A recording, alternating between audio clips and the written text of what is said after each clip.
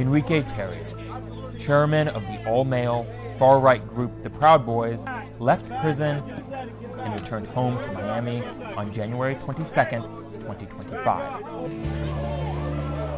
He was released from a federal prison after President Donald Trump granted clemency to him and more than 1,500 of the January 6 rioters. Tarrio was serving a 22-year sentence, the longest given to any person following the attack on the Capitol in 2021. He has maintained that he did not orchestrate the attack, despite being found guilty.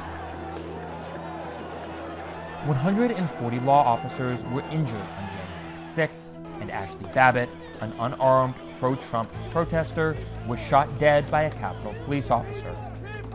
3 police officers subsequently died. Another protester died of an overdose after the event. President Donald Trump continues to describe the day as peaceful.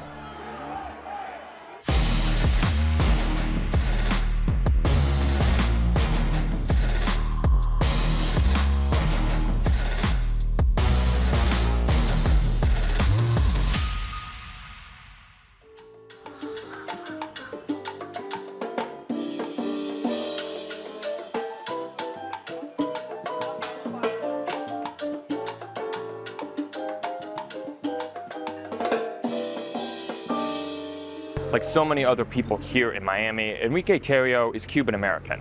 His family fled the communist Fidel Castro regime to live here in the United States. And like so many others, he attributes his far-right political beliefs to those Cuban roots.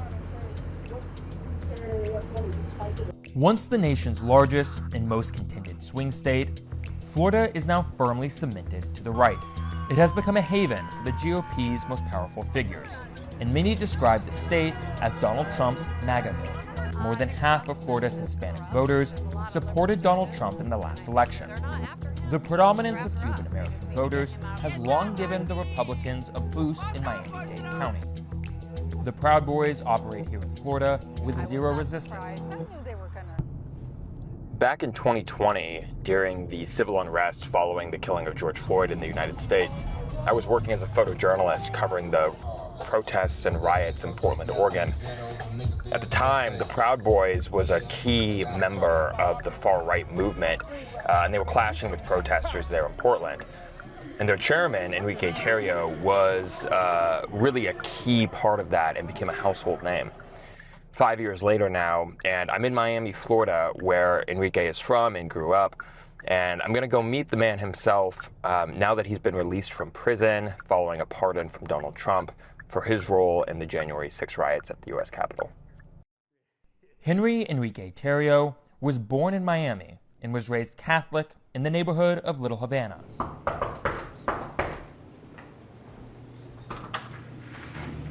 Hey, Enrique. What's up, buddy? Hey, how you doing? How's it going? Good. Thanks for having us. Appreciate it. The last time somebody came to the store, it was the FBI and turned it into toothpicks, but... Did they kick it in? Yeah. Wow. Tarrio joined the Proud Boys in 2017 and became the group's chairman about a year later. The Anti-Defamation League considers the Proud Boys to be misogynistic, Islamophobic, transphobic, and anti-immigration. The Proud Boys say they are a social drinking club.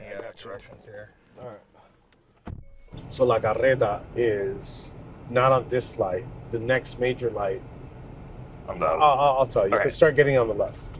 Okay, so this is La Carreta. It's a very political joint here in Miami. This is where all the protests and all the celebrations happen when something happens. Okay. The Cubans come here. This is like the place. Okay. Todavía. ¿Me puedes dar una coladita? Dos coladitas. Una bien dulce. Sí, dos coladas. ¿Tienes empanadas de jamón y queso? Dame como 5 o 6 empanadas de jamón y queso. Okay. What do you want? Besides, Let's do a Cuban coffee. so have you ever had a Cuban coffee? I don't know. I feel like I have, but I'm not sure. So it's in a little shot glass. It's very, very strong to the point where it's like, shh. That little cup is probably has the same potency as like 3 different, three cups of regular coffee. Got it. Okay. It's exactly what I need right now. I'm fucking exhausted. What is talk about your Cuban heritage and like how that played into Proud Boys and like your political views? So I guess the anti-communist, anti-authority thing is prevalent in the Proud Boys, right? So um, that's how.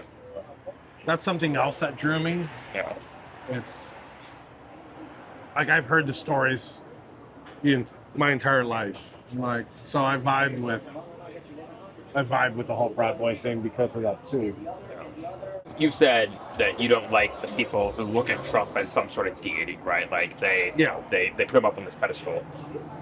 You largely agree with what he's doing. Maybe you have some concerns, but is there a step too far that he could take that you would go, whoa, like not on board for this? I guess my thing would be activating the National Guard against protesters that are protesting peacefully would be, but I don't think he'll ever do that.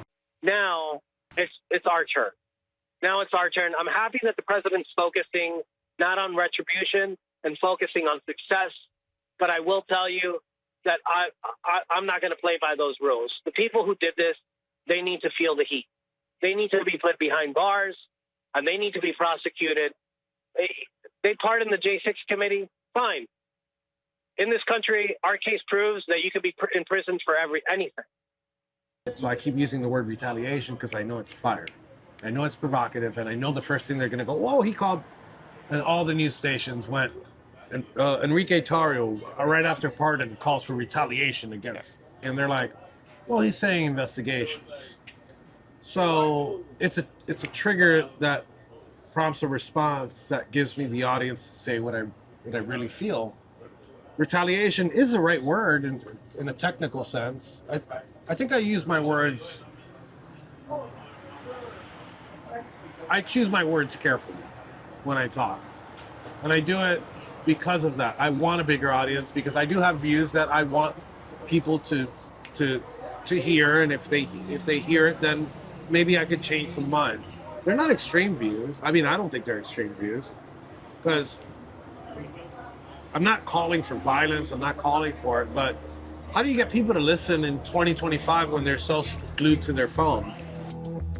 In the days following the election, leaders of far-right militia groups were freed from prison.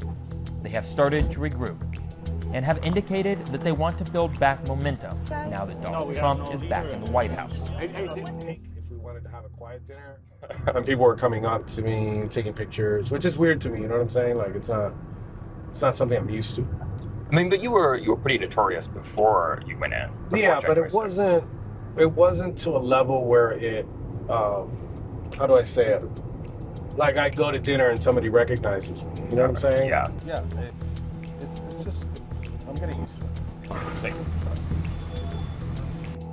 you. This is pretty much exactly how I left it because I came in here yesterday. Came in yesterday for the first time since For you the got first arrested? time I got arrested. Does it look the same, or did the feds go through stuff? No, so they never came here, which I found weird, because they took everything in my house, and everything here is exactly like I left it. If I'm gonna move this right here, right now. You've been all these interviews since you got out. You're doing 2-3 a day. I mean, for you, what's the goal of this communication with the outside world? I think it's to tell our story because people have told the story for us for so long that I'm just trying to show what happened in my opinion, right?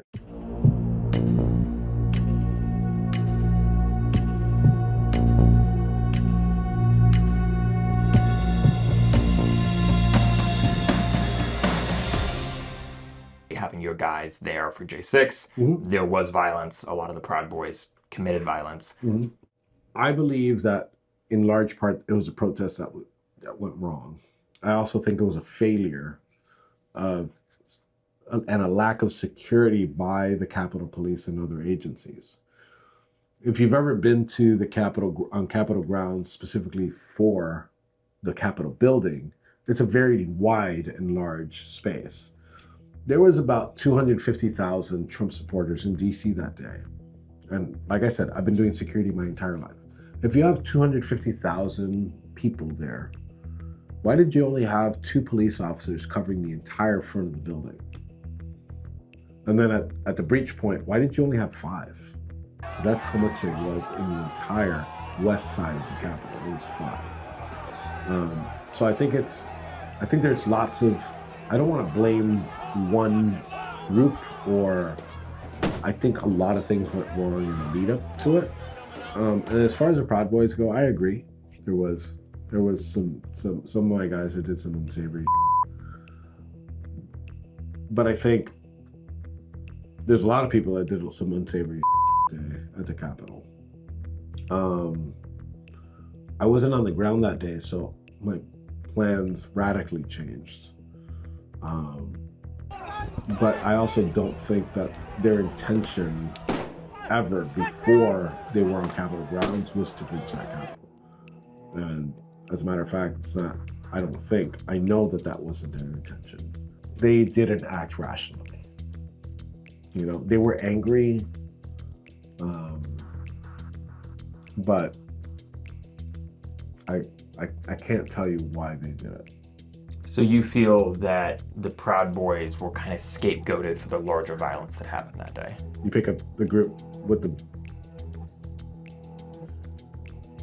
the biggest known group that was there on the ground that day, and you take out their leadership and you take out the leader that wasn't there.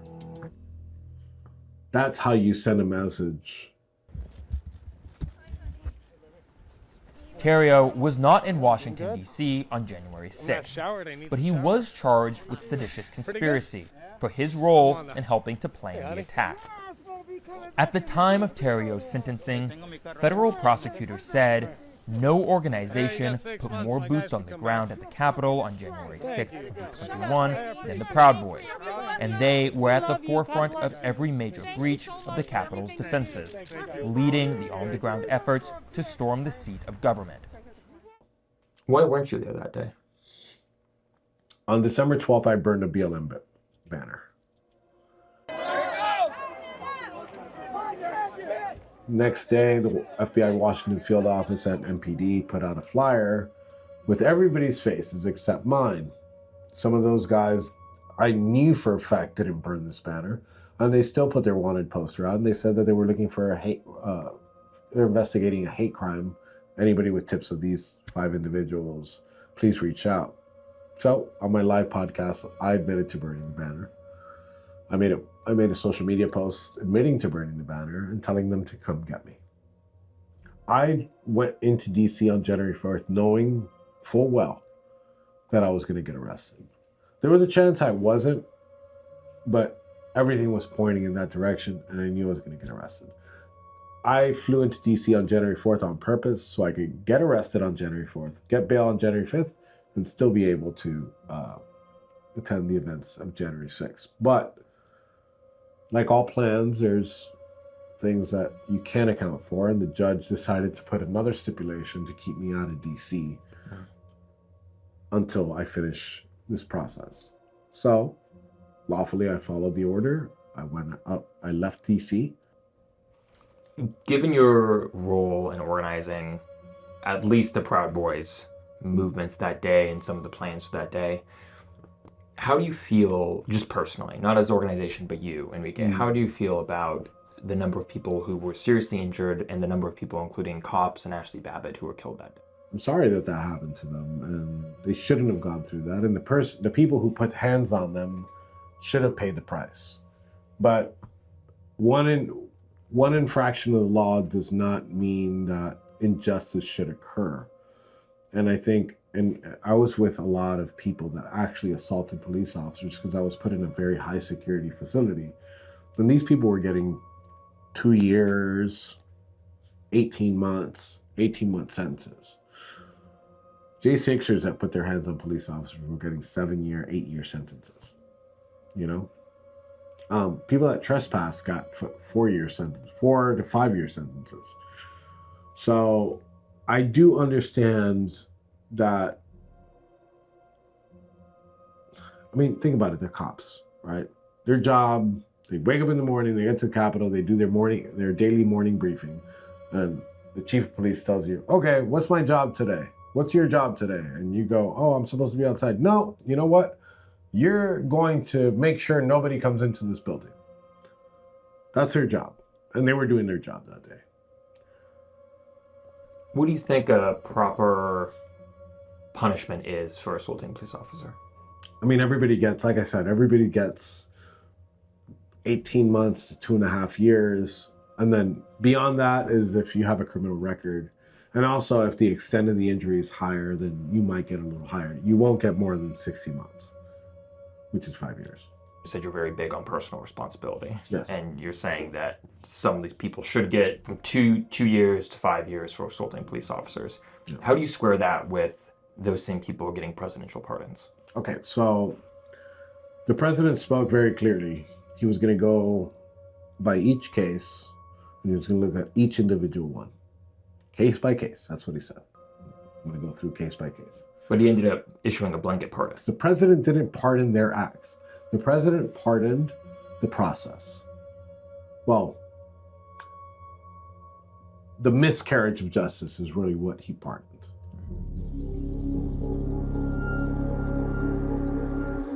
Treatment of prisoners in the United States, and people do so many different things, whether they're guilty or not. Like the way that people are treated in there is just, we live in like the freest country in the world and the best nation in the world.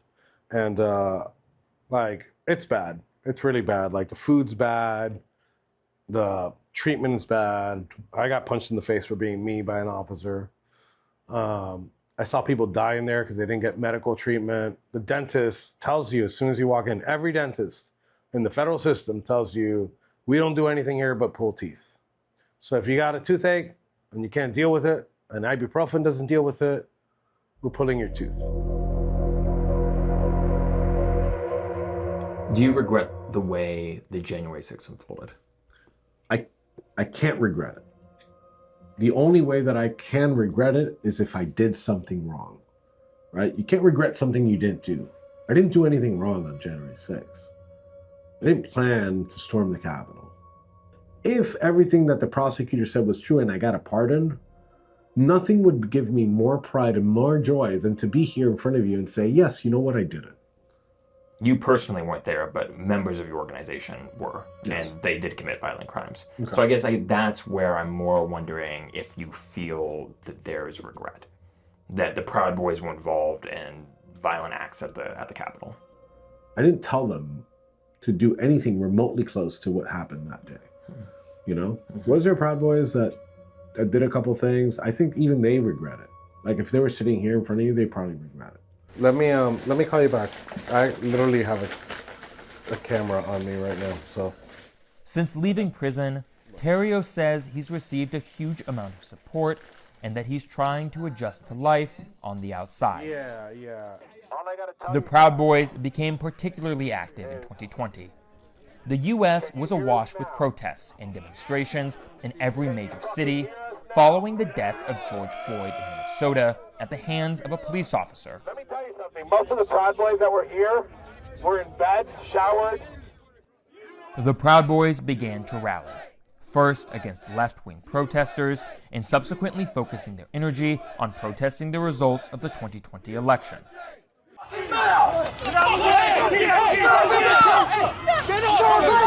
Figures show that Proud Boys membership on Telegram channels grew nearly 10% after the debate. The Proud Boys have long faced accusations of misogyny and hatred towards women from within its ranks.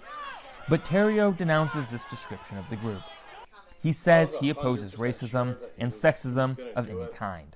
And I just wondered if there was any part of you that was surprised by the pardons, if there was any part of you that thought Trump wouldn't do it, or if you were completely convinced that it was coming. I was 100% sure that he was going to do it. Well, what about the Proud Boys? What can they offer Trump now? How can you help him implement his policy agendas? I think the number one way to do it, and I've always advocated for it with the guys, is get yourself elected. We're secret about our membership, but I think that there's people elected at the federal level that are members, and maybe in the future you might see a Proud Boy congressman at some point. One thing I noticed that was really interesting leading up to January 6th and afterwards is, and maybe you'll see this as a distinction without a difference, but during the BLM protests, it was all about criminal justice reform. Mm-hmm. And that was like their cause. And that wasn't really the cause of the right. But then following January 6th, we've talked to a lot of people and they're like, well, criminal justice reform. It's interesting that those two sides have kind of come together on that. Do you see that at all? I do see that the right has kind of, I'm not going to say join forces. If somebody's smart enough, they could get both sides, and that could really be dangerous to the establishment that wants to keep doing what they do. But it's cool. I've woken up to this alternate reality that I didn't know existed. Tarrio is pondering his next move. Politics, perhaps, or a run for Miami sheriff. He has left prison and arrived in the America he had campaigned, rallied, and fought hard for, Donald Trump's America. But will President Trump be able to provide Enrique Tarrio with the ideas he now believes in? Or has Tarrio's time behind bars shifted his opinions and, in fact, the way he sees the world? At some point, you used the phrase when you got out that you wanted retribution. Mm-hmm. I've also seen you say you wanted to come back, live a quiet life in Miami. Yeah. Those two things don't seem to square. So what's next for you? Well, one thing is that I wanted a quiet life. I haven't had a quiet life in the past week and a half. When I want to be clear, when I say retribution, I want investigations. I want them. My form of retribution is investigations. No violence. No. I want them to be investigated. And again, if they're investigated, I'm pretty sure that they'll prosecute. And if they prosecute, I'm pretty sure that they'll be convicted. Have you been in contact with anybody at the White House? Oh, man, I wish. I wish I could call the people at the White House. I wish they'd call me. So there's no plans right now for you to go meet President Trump? Not as of now. It's a new right, you know, and a lot of people say that it's shifted further right, and I don't think that's true. I think the right has gotten more, I hate using this word, but it has gotten more progressive. Not in the left-wing sense, but like progress. Like we're seeing them adopt these libertarian views, but continuing to speak for law and order. You know, it's a movement. It's beyond Trump too. It's like this cultural movement you got.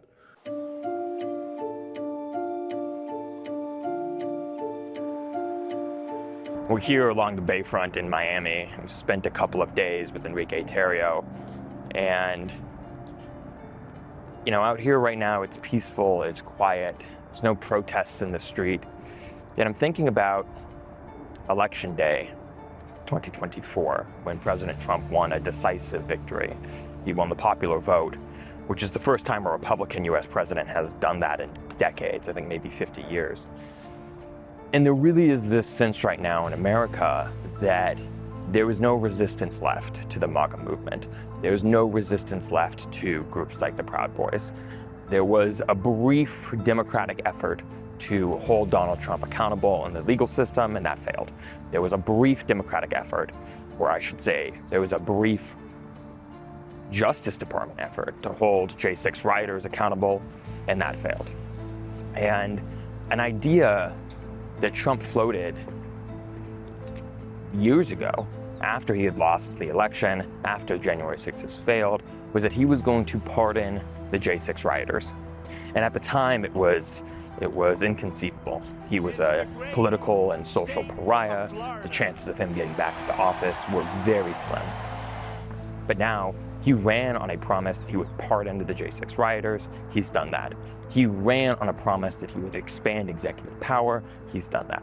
He ran on the promise that he would use the power of the presidency to go after his political rivals, and he's doing that.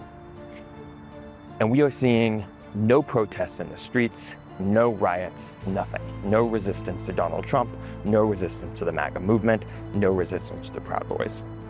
One thing that really struck me when talking to Enrique this week was he said that there was no need for the Proud Boys to go back out on the streets and get into these brawls that they became so famous for, these clashes that they became so famous for in 2020. There was no need to do that because there was no enemy anymore. The anti-fascists went out on the streets, the protesters went out on the streets. And the thing is, he's right. There was no resistance to Trump this time. When he won the presidency, everybody expected there to be protests, everybody expected there to be riots, and there was nothing. It was a quiet election night. And it makes me wonder what the next 4 years of Trump are going to look like. Enrique tells me that the Proud Boys are not going to go back out into the streets because, like I said, there's no more enemy. But he also said, unless a new enemy pops up, unless they feel the need to go out and defend Trump supporters again. And I wonder, right now, there are no protests against Trump.